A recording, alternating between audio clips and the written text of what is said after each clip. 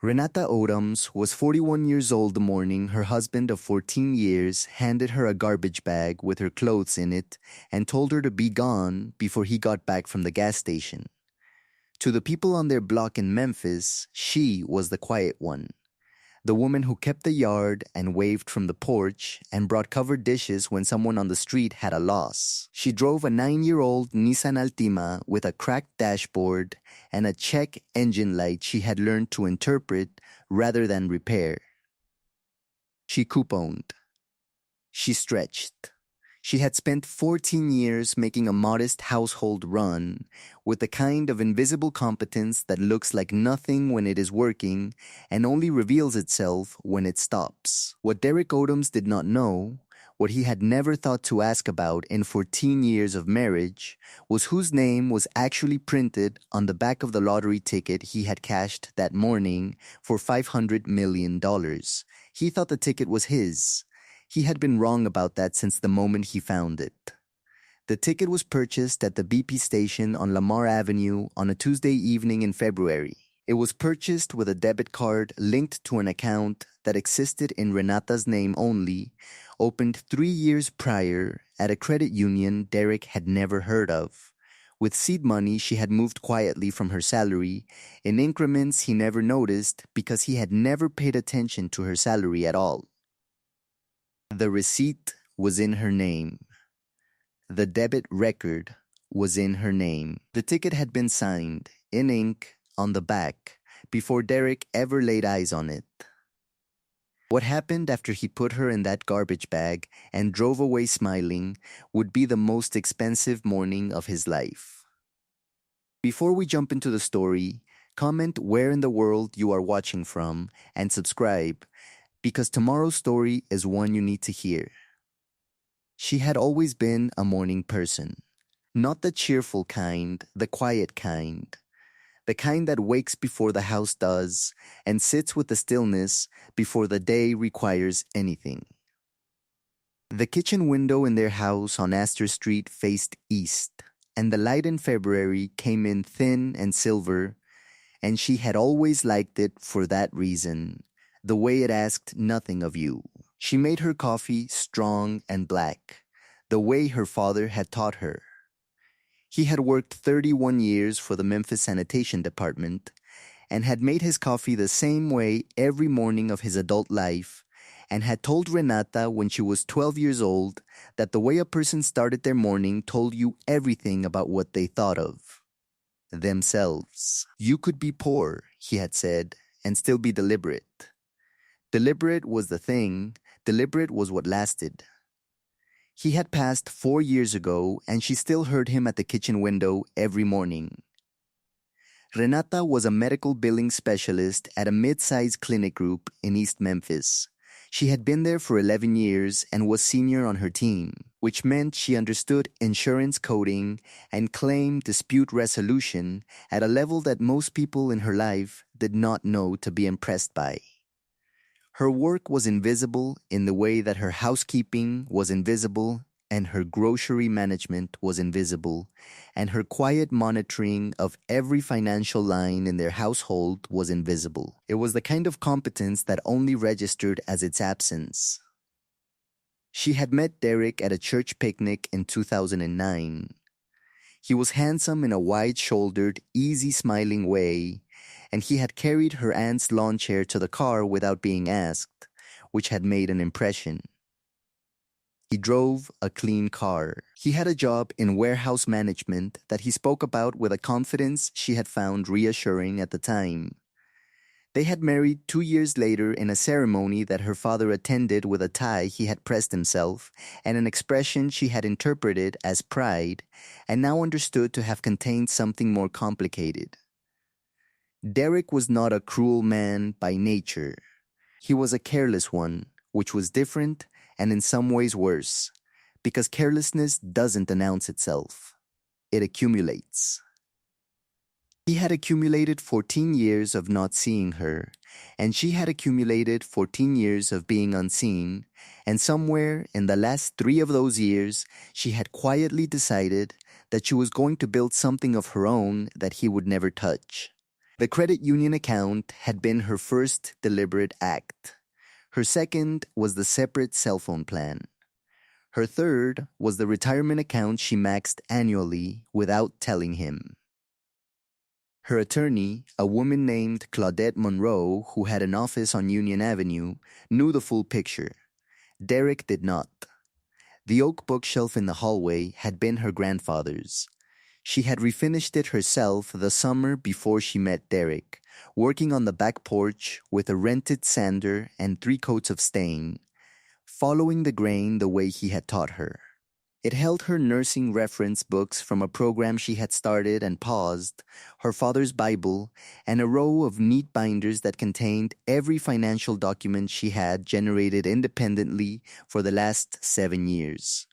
She had kept them there in plain sight, because the only thing more invisible than Renata was anything Renata cared about. The lottery ticket had been, in its origin, a small and unsentimental purchase.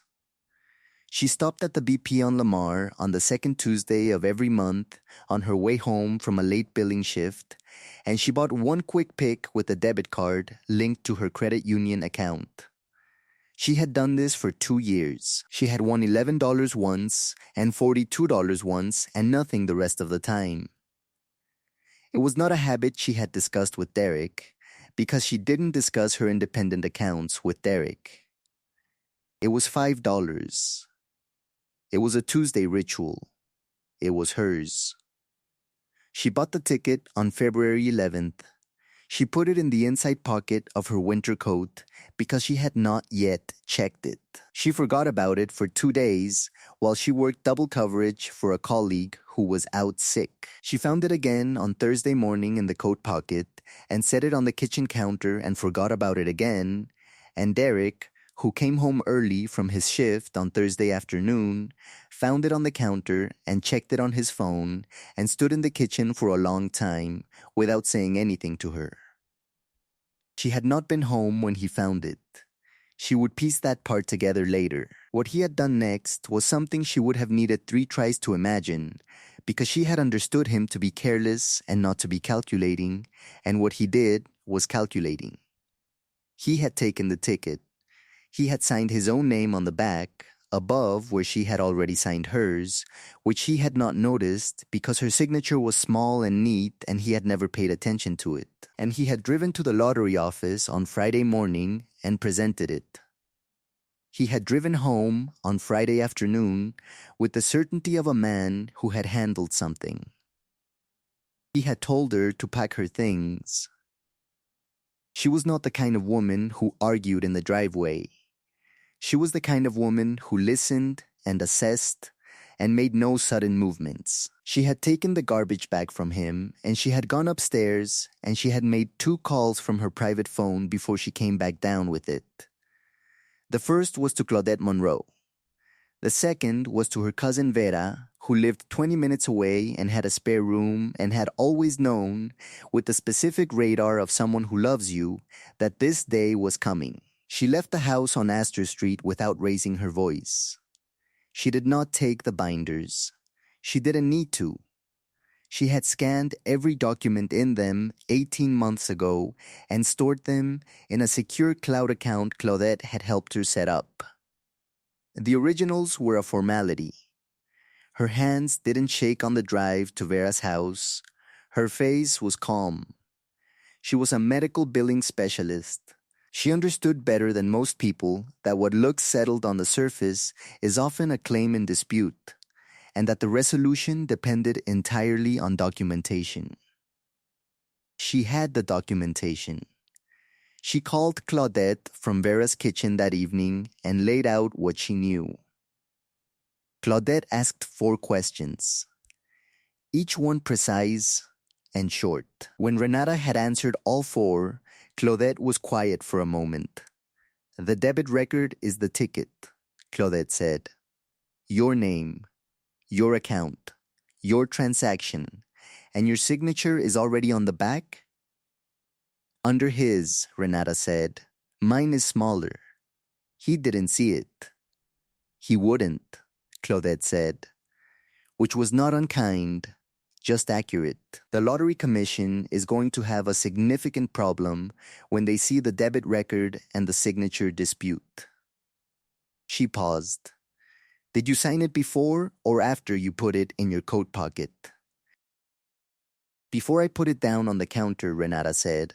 I always sign them when I buy them. My father told me to do that. There was a silence on the line. Renata, Claudette said, your father told you something very important. The legal process moved faster than Renata had expected and slower than impatience would have liked, which meant it moved at exactly the pace that due diligence required. Claudette filed an emergency petition with the Tennessee Lottery Commission within 48 hours, citing disputed ownership of the ticket and presenting the debit transaction record, the account documentation in Renata's name alone, and an affidavit from the credit union confirming the account history. The Lottery Commission froze the disbursement pending investigation. Derek, who had not yet received $1, was notified by certified letter. His attorney, a man he had hired quickly and unwisely from a referral that prioritized speed over competence, contacted Claudette within the week with a position that Claudette described to Renata as ambitious. Renata's cousin Vera had a neighbor who was a retired handwriting analyst who had consulted for the Shelby County court system for 22 years. Claudette retained him as an expert witness within 10 days. His report, which arrived in 12 pages with attached photographic comparisons, confirmed that two distinct signatures appeared on the reverse of the ticket, one added over the other, with Renata's signature demonstrably beneath Derek's and therefore chronologically prior. She had documented everything. She had been doing it for years without knowing this specific moment was coming. She had just known, with the steady certainty her father had given her, that a woman who builds things deliberately builds them to hold. 3 weeks after the petition was filed, Claudette sat across from Derek's attorney in a conference room on the 4th floor of a building on Madison Avenue in downtown Memphis. Renata sat beside her. Derek sat across the table with the expression of a man who had arrived at a card game and discovered the other player had been counting since before he sat down. Claudette placed 4 documents on the table in sequence. The credit union statement. The debit transaction record for February 11th, time-stamped 9:47 p.m. The account opening documents from 3 years prior. The handwriting analysis. Then she placed a 5th document, a sworn statement from the BP station clerk on Lamar Avenue, who had been on shift that Tuesday evening and recognized Renata as a regular customer and confirmed the transaction. Derek's attorney looked at the documents for a long time. Derek looked at Renata. It was the first time in the 3 weeks since the garbage bag that he had looked at her directly. She met his eyes without assistance. You signed it at the station, he said. It was not a question. He was arriving at something. I always did, she said. My father told me to. He looked down at the table. His attorney spoke for a while. Claudette responded to each point with the patience of someone who had already won and was simply letting the other side finish arriving at that conclusion. The Lottery Commission's investigator had already been in contact. The debit record was not ambiguous. The handwriting report was not ambiguous. The clerk's statement was not ambiguous. There was a word Renata's grandfather had used when he talked about structures that failed. Not because they were built badly, but because whoever built them thought they could skip the foundational work and nobody would notice. The word was inevitable. What came next was not a victory speech. It was paperwork. It always was.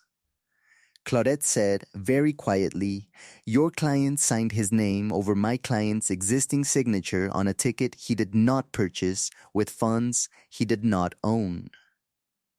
The Lottery Commission has confirmed they will honor the legitimate owner's claim.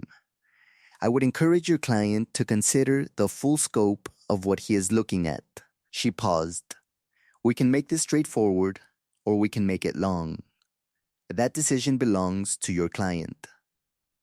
Derek's attorney leaned toward him, and they spoke in low tones for several minutes. Derek said nothing more to Renata.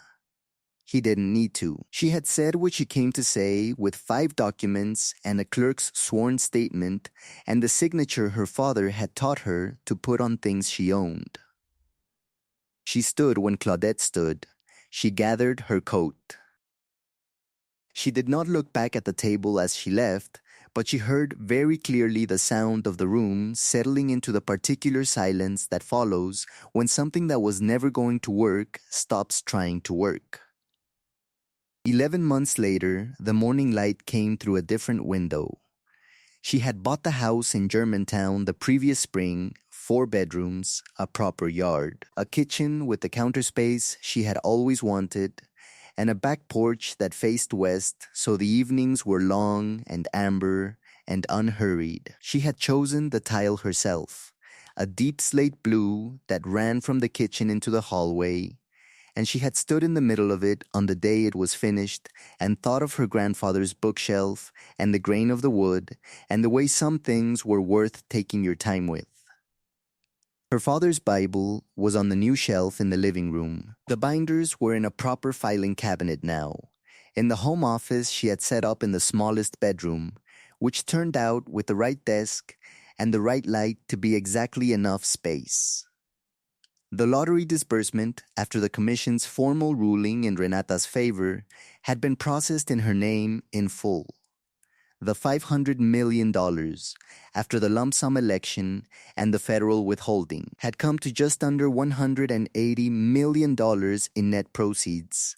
Claudette had helped her structure it, a trust, several accounts, a conversation with a financial advisor named Marcus Webb, who had come recommended and who had sat across from Renata at their first meeting and said, "Let's talk about what you want this to do," which was exactly the right question, and the first time in a long time anyone had thought to ask it. She had established a foundation in her father's name. It funded workforce training for medical billing and administrative healthcare roles across 3 Memphis area clinics. 12 people had gone through the first cohort. The second was already enrolled for February. Derek had not fared well. His attorney's fees had been substantial, and his case had been, in the end, unwinnable. The Lottery Commission had referred the matter to the Shelby County District Attorney's Office, citing the documented attempt to claim another person's ticket.